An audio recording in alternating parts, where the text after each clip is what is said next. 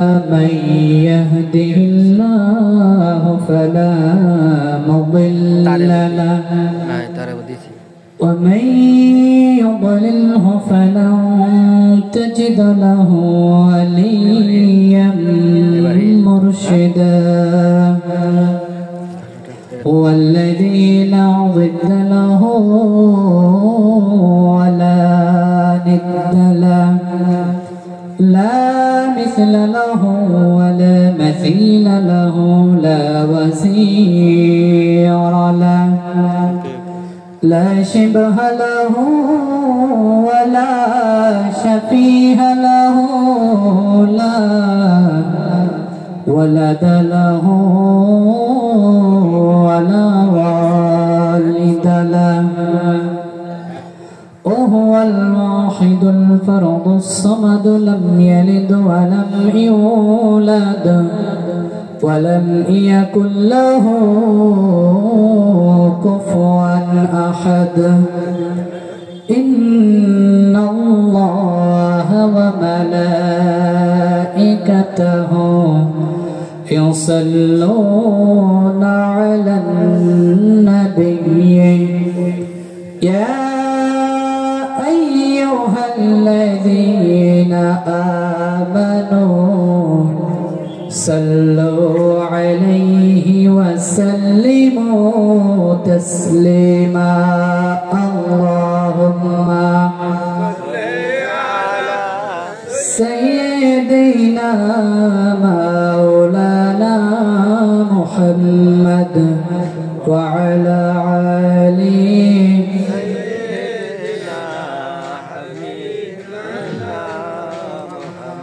সকলে আমার সাথে দরুদ ইব্রাহিম পড়ুন اللهم صل على محمد وعلى آل محمد كما صليت على إبراهيم وعلى آل إبراهيم إنك حميد مجيد اللهم بارك على محمد وعلى آل محمد كما باركت على إبراهيم وعلى آل إبراهيم إنك حميد مجيد ربي زدني علما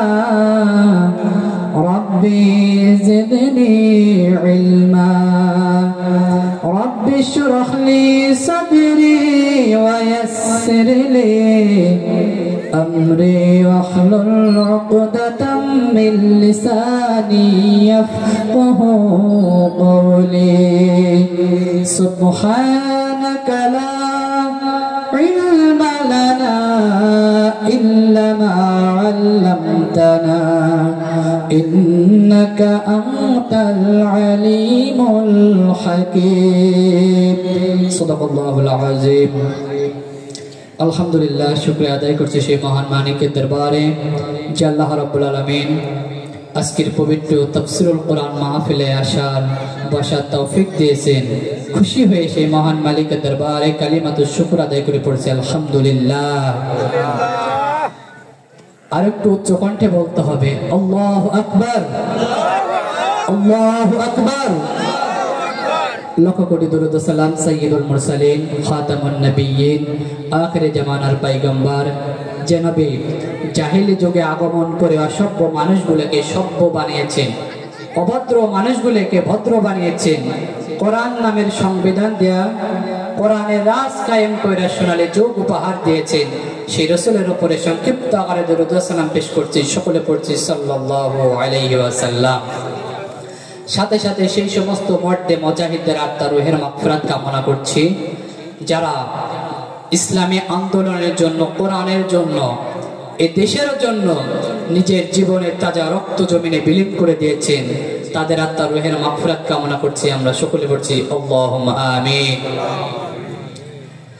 আজকের মাহফিলে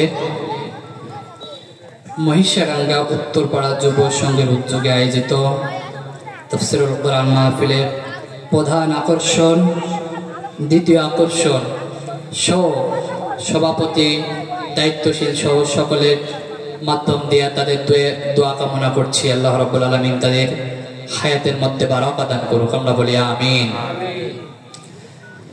দেখেন, এমন একটি সময় এখন কোরআনের মাহফিল আগে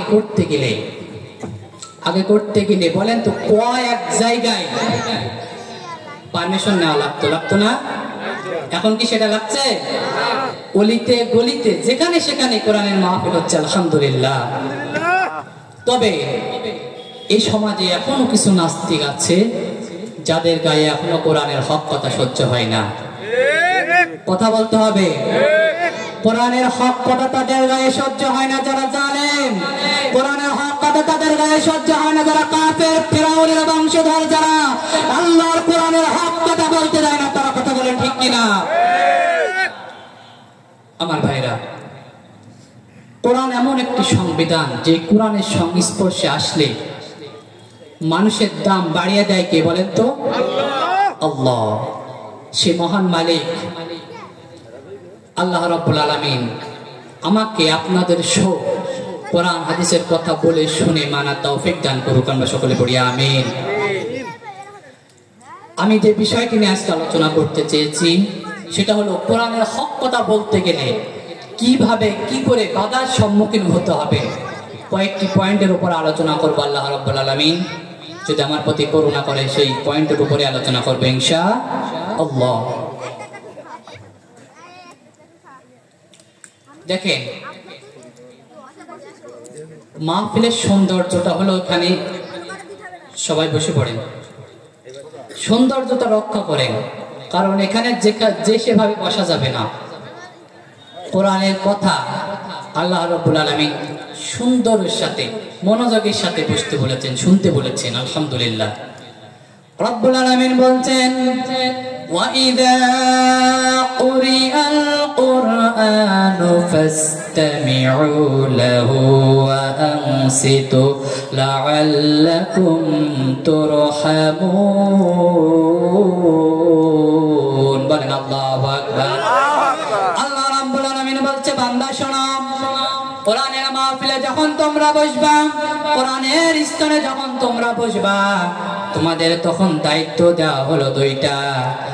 এক নাম্বার হলো মনোযোগ সহকারে বসবা, আর দুই নাম্বার হলো অত্যন্ত মন দিয়ে, দিলের কান দিয়ে শুনবা। এই দিক দুইটা কাজ যদি বান্দা তুমি শুনতে পারো, মনোযোগ দিয়ে যদি এই দুইটি বিষয় তুমি লক্ষ্য করো, রব্বুল আলামিন বলছেন লাআল্লাকুম তুরহামুন। রব্বি কারীম আল্লাহ বলেন, আমি আল্লাহ সম্ভবত তোমাদের উপরে রহমত নাজিল করব। বলেন সুবহানাল্লাহ। আমার ভাইরা, কোরআনের মাহফিল কোনো সাধারণ মাহফিল না। এই কোরআনের মাহফিলটা হলো আল্লাহর যে কিতাবের মাহফিল, যেখানে কোরআনের হক কথা হবে। আপনারা বলেন তো, কোরআনের হক কথা আপনারা শুনতে রাজি আছেন? শুনতে রাজি আছেন?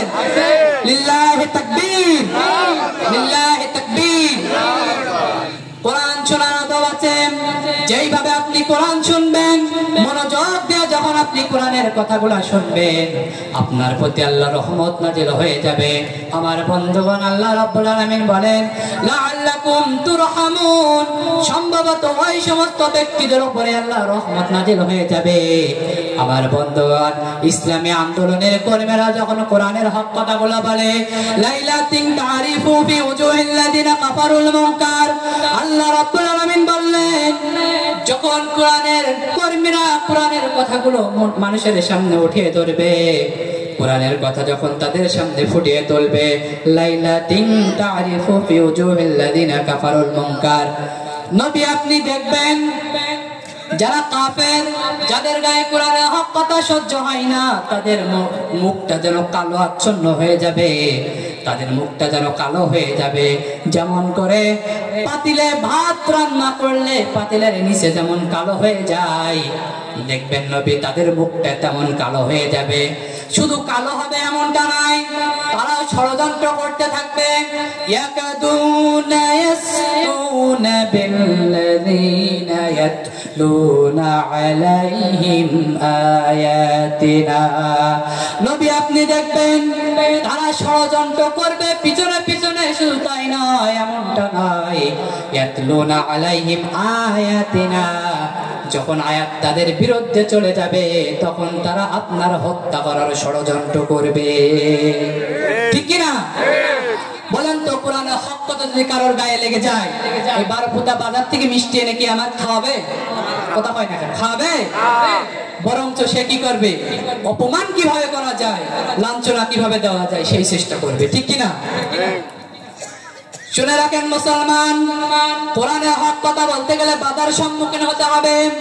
এদেশের কোরআনের কর্মীরা যখন হক কথা বলবে, ওই ভারতের 5 চাকা গোলাম আছে যাদের পদলেহন করে মানুষ চলে।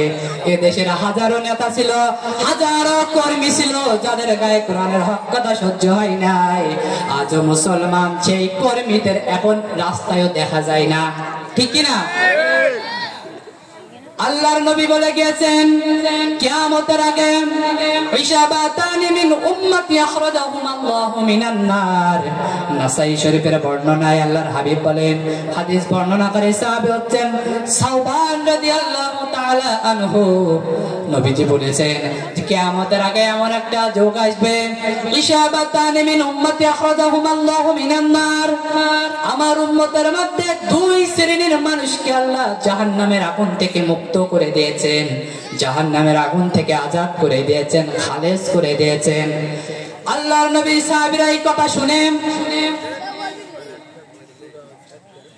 নবীজির সাহাবীরা এই কথা শুনে সাহাবায়ে কেরামরা নবীকে জিজ্ঞাসা করলো, ইয়া রাসূলুল্লাহ, ইয়া হাবিবাল্লাহ, সেই 2 শ্রেণীর মানুষ কারা কারা? আপনারা শুনবেন 2 শ্রেণীর মানুষ কারা কারা? 1 নম্বরে ইশাবাতুন তাহজুল হিন্দ। নবীজি বলেছেন যারা হিন্দুস্তানের বিরুদ্ধে যুদ্ধ করবে, লড়াই করবে, সংগ্রাম করবে, এই 1 শ্রেণীর মানুষকে আল্লাহ রাব্বুল আলামিন জাহান্নামের আগুন থেকে মুক্ত করে দিয়েছেন। 2 নম্বরে হলো ওয়া ইশাবাতুন তাকুনু মা'a ঈসা ইবনে মারইয়াম আলাইহিস সালাম। 2 নম্বরে হলো হযরত ঈসা আলাইহিস সালামের সাথী সঙ্গী যারা হবে, যারা নবীজির হযরত ঈসা আলাইহিস সালামের সাথী সঙ্গী হবে, এই 2 শ্রেণীর মানুষকে আল্লাহ রাব্বুল আলামিন জাহান্নামের আগুন থেকে মুক্ত করে দিবেন। আল্লাহ রাব্বুল আলামিন বলেন এই 2 শ্রেণীর মানুষ কারা কারা তারাও শোনো। হিন্দুস্তানের বিরুদ্ধে অলরেডি যুদ্ধ লাগা শুরু হয়ে গিয়েছে, যাই নাই? যাচ্ছেন তো চাপাই নবাবগঞ্জ চৌকা বর্ডারে যে পরিমাণ ভারতের বিরুদ্ধে, ভারতের সাথে মুসলমানদের বাংলাদেশের যুদ্ধ লেগে গিয়েছে, বলেন তো নবীজির এই ভবিষ্যৎবাণীটা কি মিথ্যা না সত্য? ভারত কি মুসলিম রাষ্ট্র না অমুসলিম রাষ্ট্র? অমুসলিম রাষ্ট্র। তাহলে নবীজি বলে গিয়েছেন যে অমুসলিমদের বিরুদ্ধে একটা যুদ্ধ হবে, সেই যুদ্ধে যারা অংশগ্রহণ করবে তাদেরকে আল্লাহ জাহান্নামের আগুন থেকে মুক্ত করে দিয়েছেন। সুবহানাল্লাহ। আমরা কি সেই যুদ্ধে লিপ্ত হতে পারবো ইনশাআল্লাহ?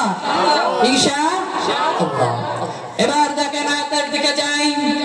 আল্লাহ রাব্বুল আলামিন কোরআনুল কারীমের 8 নম্বর সূরা আনফালের 30 নম্বর আয়াতে তার বর্ণনা দিয়েছেন মুসলমানরা ইসলামী আন্দোলন করলে, কোরআনের পক্ষে থাকলে তাদের কেমন করে বাধার সম্মুখীন করা হয়।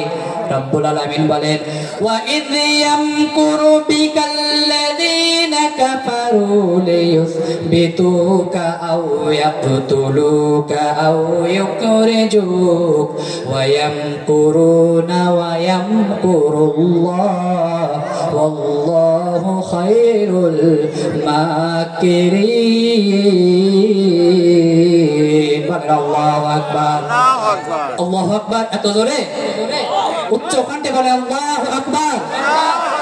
মুসলমানে আল্লাহু আকবারের স্লোগান দিয়ে আল্লাহর জান্নাতে যাওয়া যাবে না। মুসলমানের ধনী হবে আল্লাহর উপরে দিয়ে আল্লাহর তাকবীরের সাথে। ইন্না বাচ্চা রাব্বিকা লাশাদীদ। আল্লাহর ধারা কিন্তু অত্যন্ত কঠিন ধারা। সেই ধারার যে আমরা সকলে একত্রিত হতে পারি, বলেন আল্লাহু আকবার। মুসলমান, আল্লাহ রাব্বুল আলামিন আয়াতের মধ্যে কি বললেন দেখেন, আমি কোন সাইড এলোমেলো কিচ্ছা কাহিনী বলতে জানি না, কোরআন হাদিস থেকে রেফারেন্স ভিত্তিক নোট ভিত্তিক কথা বলি ইনশাআল্লাহ। রব্বুল আলামিন বললেন ওয়াইদ ইয়ামকুরু বিকাল্লাযিনা কাফারু, যারা কাফের তারা ষড়যন্ত্র করে, কে ষড়যন্ত্র করে? লিয়ুসবিতুকা, আপনাকে বন্দী করার ষড়যন্ত্র করবে। কোরআনের কর্মী যারা হবে, কোরআনের হক কথা যারা বলবে তাদেরকে বন্দী করার ষড়যন্ত্র করা হবে। এবার মুসলমানরা উত্তর দিয়ে বলেন তো, কোরআনের হক কথা যারা বলেছে তাদেরকে জেলে বন্দী করা হয়েছে কি হয় নাই? হয় নাই? আমার ভাইরা, কোরআনের এই হক কথা বললে জেলে বন্দী করার ষড়যন্ত্র করা হবে। লিইসবিতুকা আও ইয়াকতুলুকা, দ্বিতীয় নম্বরের ষড়যন্ত্র হলো তাদেরকে হত্যা করার ষড়যন্ত্র করা হবে। ও মুসলমান, তাকে দেখেন কোরআনের পাখি আল্লামা দেলোয়ার হোসেন সাইদি 50টা বছর কোরআনের হক কথা বলল, অন্যান্য আলেম ওলামা কোরআনের হক কথা বলল। আজকের কোরআনের হক কথা বলবার কারণে তাকে জেলের মধ্যে বন্দী করা হয়েছে, কথা বলেন ঠিক কিনা? তাকে আবার বিভিন্ন ষড়যন্ত্রের মাধ্যম দিয়ে হাসপাতালে নিয়ে গিয়ে তাকে ইনজেকশনের মাধ্যম দিয়ে হত্যা করা হয়েছে।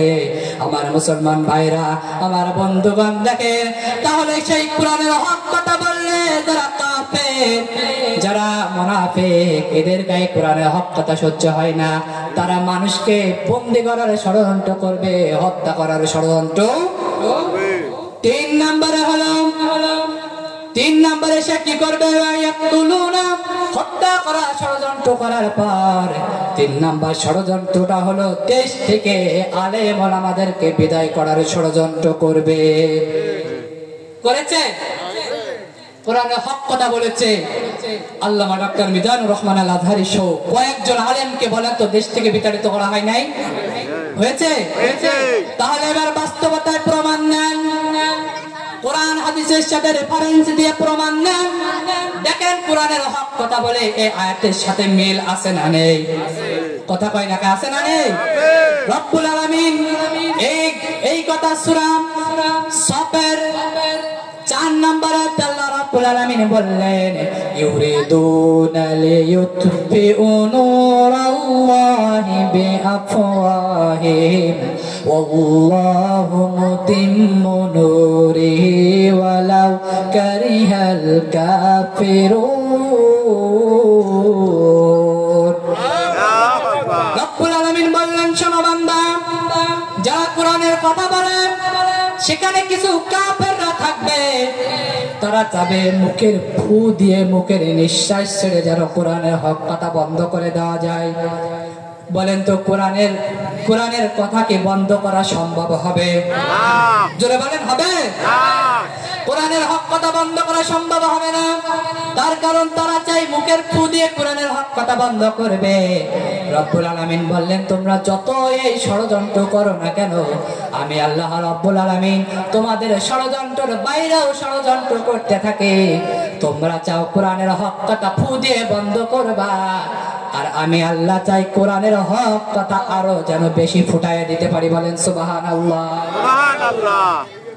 মুসলমান ভাইরা, তাহলে একটু লক্ষ্য করতে হবে, কোরআনের হক কথা কোন জালেম বন্ধ করতে পারেনি, কোরআনের হক কথা হাসিনাও বন্ধ করে রাখতে পারেনি। কথা বলেন ঠিক কিনা? এদেশে এখনো যারা জালেমের পদলেহন করে চলছে, এদেশে এখনো যারা জালেমের সাথে সঙ্গী নিয়ে আমাদেরকে কোরআনের মাহফিল বন্ধ করে, কোরআনের হক কথায় যারা বাধা দেয়, বাংলার জমিনে লক্ষ জনতা জুতার পিঠা খাইতে তোমাদের দেরি হবে না। কথা বলেন ঠিক কিনা? পৃথিবীতে কোন জালেম শাসক টিকে ছিল না, আর থাকবেও না। পৃথিবীতে কেউ স্থায়ী হয় না, হোক না সে ফেরাউন কিংবা নমরুদ, কেউ ভাবে চিরকাল রয় না, কেউ ভাবে চিরকাল রয় না। ফেরাউন শেষ তার ছিল না, মৃত্যু তাকেও ছেড়ে দিল না।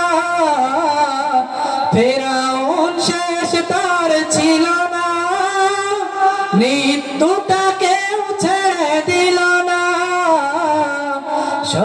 রাজা মহারাজা আর মহাবীর কাউকে সে অবকাশ দেয় না, কাউকে সে অবকাশ দেয় না। পৃথিবীতে কেউ স্থায়ী হয় না, হোক না সে ফেরাউন কিংবা নমরুদ, কেউ ভাবে চিরকাল রয় না, কেউ ভাবে চিরকাল রয় না। কথা বলেন ঠিক কিনা?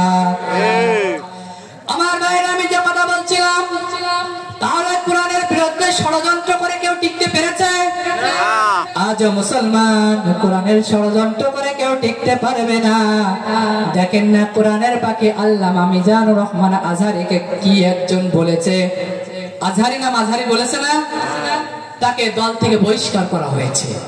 আলহামদুলিল্লাহ, আমরা চাই কোরআনের পাখিদেরকে অপবাদ দিলে সেই সমস্ত জালেমদেরকে যেন বাংলার জমিনে থাকতে না দেওয়া হয়। কথা বলেন ঠিক কিনা? তারা যেমন কোরআনের পাখিদেরকে দেশ থেকে বিতাড়িত করেছে, তারা যেমন কোরআনের পাখিদেরকে আয়না ঘরে বন্দী করেছে, যারা কোরআনের পাখিদেরকে অপমান করবে, লাঞ্ছনা দিবে, তাদেরকে এইভাবে কষ্ট দেওয়া হবে। কথা বলেন ঠিক কিনা? মুসলমান ভাইরা আমার, জালেমরা চেয়েছিল মিডিয়া বন্ধ করে রেখে, কারেন্ট বন্ধ করে রেখে, স্যাটেলাইট বন্ধ করে রেখে কোরআনের কথাগুলো গোপন করে রাখবে, আলেম ওলামাদেরকে দুনিয়া থেকে বিদায় করে দেবে। মুসলমান খেয়াল করেন, কোরআনুল কারীমের 2 নম্বর সূরা, সূরা বাকারার 72 নম্বর আয়াতে মিডিয়ার কথা আল্লাহ বর্ণনা করে দিয়েছেন। কি মনে করেছেন?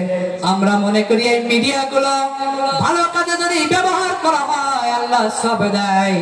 কারণ নবীজি বলেছেন কিয়ামতের আগে এমন একটা আলামত আসবে যে জামানায় মিডিয়া ব্যবহার করা হবে, কিন্তু মিডিয়াগুলো খারাপ কাজে ব্যবহার করা হবে। আমার কথা কি আপনারা বুঝতে পারছেন? নবীজি বলেছেন যে কিয়ামতের আগে এমন একটা যুগ আসবে, মিডিয়া প্রচন্ড প্রযুক্তির হার বাড়বে, কিন্তু সে প্রযুক্তিগুলো খারাপ কাজে ব্যবহার করা হবে। সেই খারাপ কাজেও ব্যবহার করা হলো। দেখেন, আয়না ঘরে বন্দি করে রেখেছিল হাসিনা কোরআনের পাখিদেরকে, ঠিক কিনা? বলেন তো, বন্দি করে রেখে সে আয়না ঘরকে গোপন করে রাখতে পেরেছে? আল্লাহ রাব্বুল আলামিন সূরা বাকারার 72 নম্বর আয়াতে রেফারেন্স সহ বলে দিয়েছেন, ওয়াল্লাহু মুখরিজুম মা কুনতুম তাকতুমুন। বলেন আল্লাহু আকবার। আল্লাহ রাব্বুল আলামিন বললেন, তারা চায় কোরআনের পাখিদেরকে গোপন করে রেখে কোরআনের আলোটাকে নিভায়ে দিতে, কিন্তু না না মুসলমান, তারা গোপন করে রাখে। আর তারা যা গোপন করে রাখে সেই গোপনকারীর প্রকাশক হলাম আমি আল্লাহ। বলেন সুবহানাল্লাহ। তাহলে বলেন তো, কোরআনের কথা গোপন করে কি আর আছে? গোপন আছে? কোরআনের পাখিদেরকে বন্দী করেছিল, সেই বন্দী কি আর গোপন আছে? যতই বন্দী করে রেখেছে কোরআনের পাখি দুনিয়ার জন্য পথ করে উঠছে। কথা বলে ঠিক কিনা?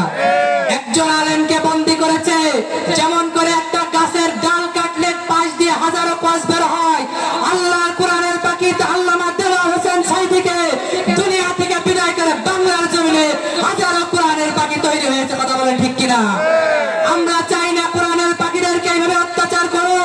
যে সমস্ত জালেম কোরআনের পাখিদেরকে অত্যাচার করবে তাদেরকে বাংলার জমিন থেকে ফিরাউনের মতো জুতার পিটান খাইয়ে বিদায় করা হবে। কথা বলে ঠিক কিনা? মুসলমান, আজকের কোরআনের হক কথা বললেও মানুষের গায়ে বাধা পড়ে যায়। আর যারা কোরআনের কাজে বাধা দেয় এরা কি মুমিন না কাফের? বলেন, মুমিন না কাফের? কাফের। এটা কি আমার মুখের কথা? রব্বুল আলামিন বলছেন, ওয়াকালাল্লাযীনা কাফারু, কোরআনের কথা যারা বলে তাদের কাজে যখন বাধা দেয় তারা হয়ে যায় কাফের। শুধু তাই নয়, কাফেররা বাধা দিলেন তাদেরকে কি করবা শোনো। আল্লাহ রাব্বুল আলামিন কুরআনুল কারীমের মধ্যে বললেন, বান্দা শোনো, তারা যখন কুরআনুল কারীমের কাছে বাধা দিবে, সূরা বাকারার 10 নম্বর আয়াতে আল্লাহ তাদের বর্ণনা সুন্দর করে দিয়েছেন, ফি কুলুবিহিম মারাদুন ফাযাদাহুমুল্লাহু মারাদা। বলেন আল্লাহু আকবার। রব্বুল আলামিন বললেন, আমি আল্লাহ তো ওদের অন্তরটাকে একেবারে ব্যাধি করে দিয়েছি, ওদের অন্তরে এমন এক পোকা লাগিয়ে দিয়েছি, যেমন করে একটু লক্ষ্য করেন, এই যে এখানে গাছ আছে না, বলেন তো গাছের মূল জায়গায় যদি পোকা লাগে, গাছ কি বাঁচার সম্ভাবনা থাকে? গাছের মূল শিকড়ে যদি পোকা লাগে, নষ্ট হয়ে যায়, গাছ বাঁচার সম্ভাবনা থাকে না। তেমন করে রব্বুল আলামিন বললেন, আমি আল্লাহ ওদের অন্তরে এমন ব্যাধি সৃষ্টি করে দিয়েছি, যে ব্যাধির কারণে ওরা কোরআনের হক কথা সহ্য করতে পারে না, ওরা কোরআনের হক কথাগুলো মানুষের মাঝে ফুটিয়ে দিতে চায় না। রব্বুল আলামিন এদের বর্ণনা আরো সুন্দর করে সূরা সাফের 10, 11, 12 নম্বর আরো বর্ণনা করে দিয়েছেন। আল্লাহ রাব্বুল আলামিন বলেন, হাল আদুল্লুকুম আলা তিজারা, তারা চায় তাদের মুখের দ্বারা কোরআনের পাখিটার হক কথা বন্ধ করে দিবে। মুসলমান এখনো জাগুন, দেখেন তারা কোরআনের হক কথা বন্ধ করতে পারেনি, আজও পারবে না। আর আজকের বাংলার জমিন সহ যত জায়গায় কোরআনের জন্য অত্যাচার করা হয়, যত জায়গায় কোরআনের হক কথায় বাধা দেওয়া হয়, সেই সমস্ত জায়গায় কাফেরদের পদলেহন আছে না নেই? আছে না? আচ্ছা, আমার কথা কি আপনারা বুঝতে পারছেন? দেখেন, কোরআনের জন্য জীবন যদি দিতে হয়, আল্লাহর জন্য জীবন দেব, ঠিক কিনা? জীবন দিতে হলে আল্লাহর জন্য জীবন দেব।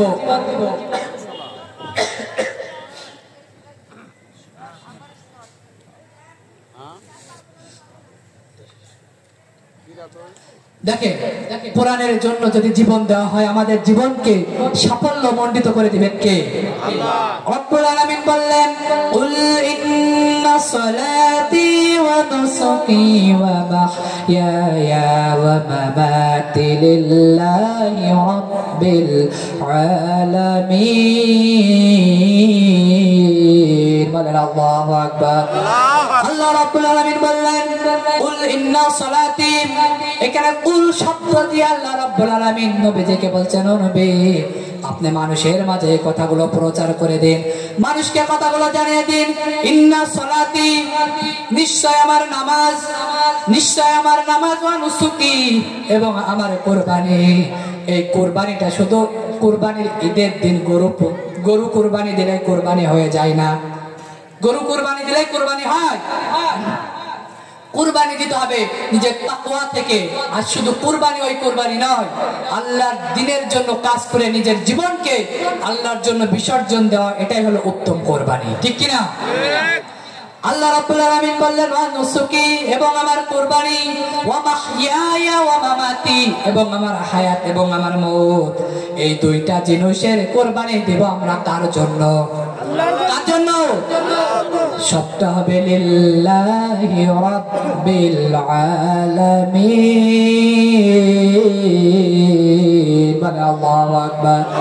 রব্বুল আলামিন বললেন, সবটা আমার জন্য করো, যদি আমার জন্যই কুরবানি করতে পারো বান্দা, তোমাদেরকে আমি আল্লাহ জান্নাত দিব।